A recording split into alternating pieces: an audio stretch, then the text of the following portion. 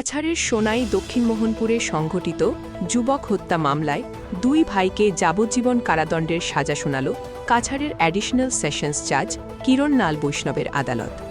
সাজাপ্রাপ্ত দুই ভাই হলেন সোনাই দক্ষিণ মোহনপুর প্রথম খণ্ডের বাসিন্দা হুসান আহমেদ লস্কর ও হাসান আহমেদ লস্কর। হত্যাকাণ্ডটি সংঘটিত হয় 2022 সালের 28 অক্টোবর। ওই দিন আব্দুল আলিম লস্কর নামে এক যুবকের সঙ্গে হাসান আহমেদের প্রথমে বাগবিতণ্ডা হয়। আব্দুল আলিমের বাড়িতে যাওয়াকে কেন্দ্র করে দুজনের মধ্যে এই বিবাদ হয়েছিল। ঘটনার কিছুক্ষণ পর হাসান আহমেদ তার ভাই হুসাইন আহমেদকে সঙ্গে নিয়ে হাতে দা ও কাঠের টুকরো নিয়ে ফের আব্দুল আলিমের বাড়িতে হামলা চালায়।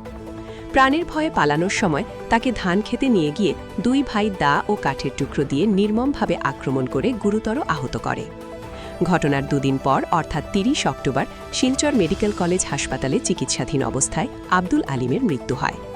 এরপর মৃতের পরিবারের পক্ষ থেকে হাসান আহমেদ ও হুসেন আহমেদকে অভিযুক্ত করে সোনাই থানায় মামলা দায়ের করা হয়। পুলিশ তদন্ত চালিয়ে আদালতে চার্জশিট দাখিল করে। প্রায় 4 বছর ধরে মামলাটির বিচার প্রক্রিয়া চলার পর গতকাল আদালত রায় ঘোষণা করে। সাক্ষ্য ও প্রমাণের ভিত্তিতে ভারতীয় দণ্ডবিধির 302-34 ধারায় দুই ভাইকে দোষী সাব্যস্ত করে আদালত।